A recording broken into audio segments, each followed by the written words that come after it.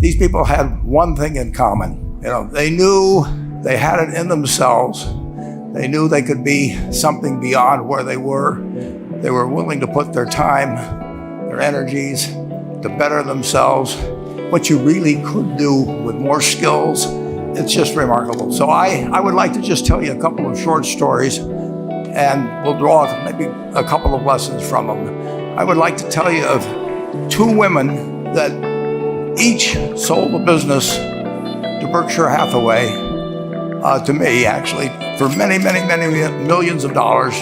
Both of them started with $2,500. By a coincidence, it was the exact same amount. It was everything they had in the world. And one of them was a woman who landed in Seattle in 1917, couldn't speak a word of English, had a tag around her neck. The tag said Fort Dodge, Iowa. The Red Cross got her to Fort Dodge, where she was reunited with her husband who had come to the country a couple of years earlier. And she lived in Fort Dodge for 2 years. And as she put it, she felt like a dummy. She couldn't pick up the language. She couldn't learn a word. And so she and her husband decided to move to Omaha. So they came to Omaha in 1919. And there she found a small colony of Russian Jews, so she started feeling more at home. And then as her oldest daughter went to school, she would come home, this daughter, Frances, and she would teach her mother the words she'd learned in school that day. And this woman, Rose Blumpkin, spent 20 years saving money, bringing first her siblings over, her mother and father, $50 at a time. She sold used clothing to do it. She had 4 children during this period. And by 1937, after 20 years, she'd saved $2,500. She went to Chicago, and she bought what she could of furniture. Her dream had always been to open a furniture store. And this woman who had never gone to school one day in her life, with $2,500, but with the same spirit that the people in this room had about having a dream and working to accomplish that dream, she built a business which she sold to me in 1983 for $60 million approximately, and which did $1.5 billion worth of business last year. The 4th generation is working in that business. This woman, Rose Blumpkin, she worked for me until she was 103. And then she retired and she died the next year, which is a lesson to all of Berkshire's managers that premature retirement, you can't tell what's going to happen. But Mrs. B, with her $2,500, one further fact about her: she could not read or write. And she went into a furniture business, and she didn't bring anything unique in furniture, but she brought a determination to succeed. She knew she could outwork anyone else. She knew she cared about her customers. She worked at very low gross margins, but she built this incredible business. And I saw one other woman who did a similar thing with $2,500, and I paid her hundreds of millions of dollars for her business. So I decided to go to the source and get these people before, I don't want you guys coming around to me asking me hundreds of millions of dollars. I'd like to join in with you much earlier. So I've followed this group, and today I'd like to tell you about one other small business person. This person, I went to buy his business from him, and he turned me down, which was very wise. But this was a fellow who was born about 8 years before I was. He was born in 1922. We'll call him Jack, lived in the Midwest. He was a pretty good athlete, didn't like school much. And I'm going to tell you one thing early in the story, maybe you can figure out who the guy was. The company he built hires more college graduates each year than any other company in the United States. And this fellow, who was destined for this but did not know it, Jack, went to college for a year and then dropped out. He really wasn't that interested in school. And the year he dropped out was 1941. And the United States became under attack, he went down to the Army Air Force recruiting station, volunteered, and they turned him down because he had hay fever. So he went over to the Navy and again volunteered, and they took him. They put him on an aircraft carrier. He flew small fighter planes during World War II, got 2 distinguished flying crosses from the Navy, and then he came back to the Midwest. So now we've got a young guy. Probably by this time he would be 23 or 24 years old. And the interesting thing is, he got back to the Midwest, and he actually kind of went from one job to another for a short period of, or not such a short period of time.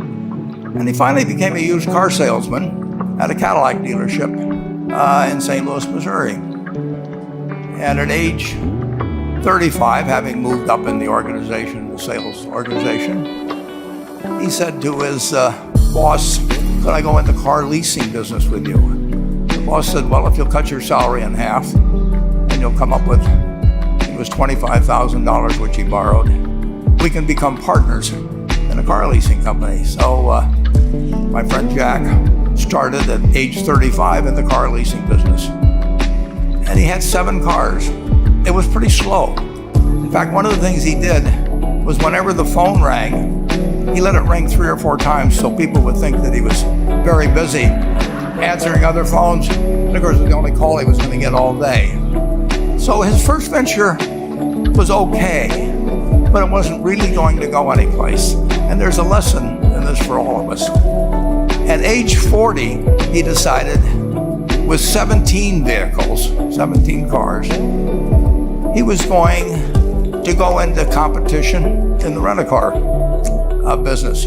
So now he's taking on Hertz and Avis and National and people like that who have hundreds and hundreds of thousands of cars. And he's got 17 cars, and his cars aren't any different than theirs. I mean, he's buying them from General Motors or Ford or Chrysler. And he can't get the airport locations. Those companies have them all sold up. But he was determined that he would basically offer the customer, can't offer him a different car, but he can offer them friendlier service than they've ever seen. And so he started a company. He named it after the battleship that he'd flown from in the Pacific, which was the USS Enterprise. And he died about a year and a half ago. But when he died, his rent-a-car company, starting with those 17 cars, was worth more than Hertz and Avis and all the rest of the rental cars put together. The man's name was Jack Taylor, and his son, Andy Taylor, is a good friend of mine, runs the business now. A grandchild is in the business. There'll probably be a 4th generation along the line. So this man in the United States, he didn't invent artificial intelligence. He didn't do anything that, just like Mrs. B selling furniture, I mean, that any one of us could have entered those businesses. But he lived by the creed, basically, of delighting his customers and working with people and establishing the relationship with them so that they in turn would want to delight the customers. He couldn't go out there and take care of every rental car possibility, but he learned how to project himself and his attitude toward his fellow man and his desire, to make a friend out of every customer. He managed to take very ordinary cars and turn them into this extraordinary business from virtually nothing. And it illustrates several points. One is, you don't necessarily get it right exactly right the first time. I mean, the car leasing business, basically you were competing on the cost of money to finance cars. And it's very hard to delight a customer when you just give them the car and tell them to send you a monthly check for 5 years and you'll be back at that time. So his talents were being wasted basically in that business. But at the age of 40, with all of that experience behind him, he found the golden key. He took a very ordinary business and turned it into an absolutely extraordinary operation, just like Mrs. B or Rose Plumpkin did with furniture. And he didn't worry about whether the Federal Reserve was going to tighten or ease. He didn't worry about whether the stock market was up or down yesterday. He didn't worry about the things he couldn't change. But he did focus on the one thing he could change, and that was the customer's experience. And I have seen the one that got away, Enterprise. I went down to Florida and tried to talk him into selling to Berkshire, and he was smart enough not to do it. Probably the value of the company has quadrupled since I made that visit. But he was smart enough to see that he would find that business. Henry Ford, as you may know, failed twice before he started the Ford Motor Company in 1903. I mean, the test isn't whether you get the greatest business idea in the world the first time out. The test is whether you keep learning as you go along what your strengths are and what you can do for your customers, what you can bring especially to the party. And to do that, you need the education that I know you've received through 10,000 small businesses, but you need a genuine desire day in, day out to delight the customer. I've never seen a business, and I've seen a lot of businesses, but I've never seen one that delights the customer that doesn't succeed. I mean, what you want is that customer the next day when they think, do I want to rent a car or do I want to buy some furniture? What goes through their mind? It's the place where they've had a great experience. I don't know what I paid for this time. Actually, probably if somebody gave it to me, but for the purposes of this speech, I will say I have no idea. But or the shirt I'm wearing, but I do know I will remember how I was treated when I bought it. I mean, you long forget about the price, but you never forget whether you had a good experience or a poor experience with the purchase experience. And you'll have a hard time finding a person that's had a wonderful experience, a delighted experience in purchasing anything that isn't going to come back.